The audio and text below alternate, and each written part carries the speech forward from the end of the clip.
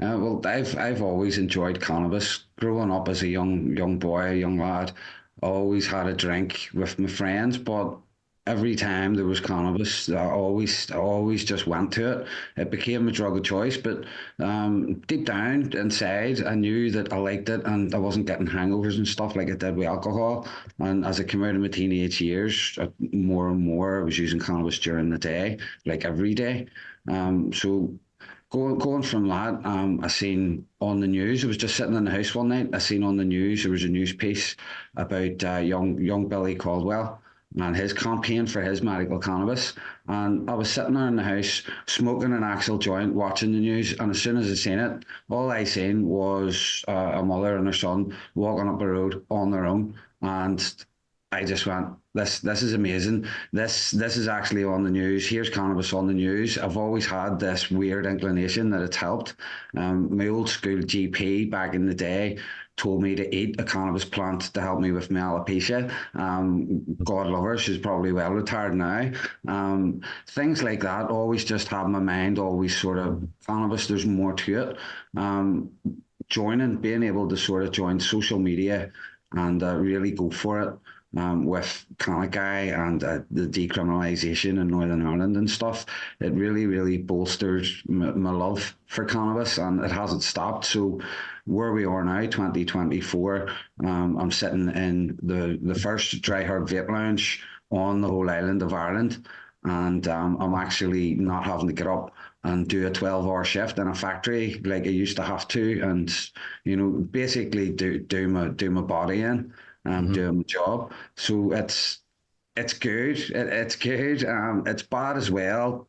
Everybody that comes up to see me, Simpa, nobody comes through my door and they've got a happy story. Nobody. Even the ones that do come in with their prescription all happy, the reasons why they have it, it's never a cheery story. But I'm doing what I want to do, and I feel as though I'm doing what I said that I would do. So I'm about 2016, I got sacked from my full-time job after a drug test. Um, it was a joke, really. I was in the place that long. Everybody knew that I used cannabis. So when I lost my job, I felt confident enough to go onto social media and post pro cannabis things and not have to face my workmates the next day and be ridiculed, Yeah. because the stigma around cannabis is ridiculous. Even to this day, my vape lounge, I've had it open now for just 2.5 years, and half of my family are all for it and support it. The other half, they've never even set foot in the place, and that's the stigma out there. That's the reefer madness still alive today. I would really wish in this day and age of everybody seeming to go out of their way to be offended about something, and the stuff that is going on in society today, I really feel that cannabis is being left out and neglected, because when you look at the prohibition laws, they're as racist as hell. Any politician worth their salt that looked at them laws, their jaw would hit the floor. The likes of the things that Anslinger and stuff said, Mm-hmm. it needs seriously addressed. Yeah. I do. I feel cannabis is being very discriminated against, and maybe it needs more light shone on it instead of maybe hurting somebody's feelings because they came last in a wee race or something. You know what I mean. So, Yeah. but anyway, I digress, my man. This is your show. Sorry. So, No, it's perfect. As I said, these are raw and authentic conversations, and I'm far more interested in learning about my guests and their passions and connecting and inspiring my audience. That's so. I think you've in some ways done that because again, you had this passion for cannabis. You saw something. You felt a call to action in the Joseph Campbell sort of sense of the word, and you acted upon it. That is the hero's journey, and nothing but respect for you for the way that you've gone about this. As you said, 2.5 years, you've been there plugging away at this. It's not been an easy 2.5 years. People go, oh, it's 2014. Medical cannabis or prescription cannabis have been legal for 6 years or nearly 6 years. It's like, yeah, the first few years were some dark years, man. You think it's bad now. They were charging £2,000-3,000 for what people can turn over for 50 quid in their bedrooms. Like they were tearing people's eyes out. They were making them jump through through fucking hoops to qualify. I mean, it's such a limited system. And I think with the work that you're doing, I think over time, all of your family, maybe not all of them, maybe not every member, bigotry is a hard thing to challenge. We all have our blind spots. But I think over time you are creating a space on the high street, high street, where it's day-to-day activism. People walk Yeah. past the store every day. They see the leaf. They see the words. They see the people coming in and out of all different genders, backgrounds, groups, and creeds and races. And they Hmm. go away. These are not the dirty druggies. These are not who I think cannabis to be. And it just drip by drip erodes their ignorance.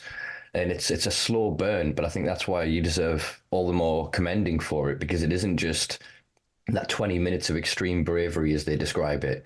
It's the onslaught of every day getting up and every day Yeah. powering through and trying to, go through behind the scenes what people don't see to make that happen. They just assume that, oh, well, he just got to eat shop and he just da da da da da da da. It's like, yeah, if you Yeah. think it's just, go fucking do it yourself. With all respect to anybody. Well, you're right. I really appreciate that. I really appreciate your kind words. It has been hard because being an activist, especially on social media, you'll know yourself. It's really difficult to sit in the middle between the recreational groups and the medical groups, and even those groups.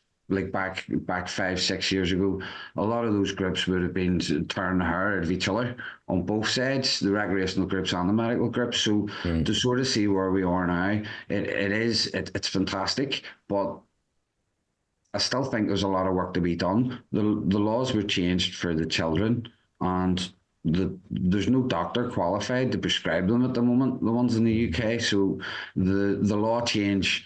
It could be very easy for somebody to sit and say they're handing out bags of weed for people with headaches, but the actual people that the law was changed for are still having to campaign. They're still having to go through a lot of terrible things. But progress is being made, Simpa, mm, and the people that do come into the lounge, there's a guy comes up in a wheelchair and he's got one arm and he's got one leg, and there's other people that come up and they're going to the gym. They're looking medical cannabis for whatever it is, the recovery or something. So it's right across the board. It started at the very, very start, just touching on what you said earlier. People were coming in and telling me what was wrong with them. Which even saying that what's wrong with you isn't really right, but you sort of get what I mean. So most people were coming in and they felt compelled that they had to tell me that there was something seriously wrong with them so that they could be considered for a prescription for medical cannabis.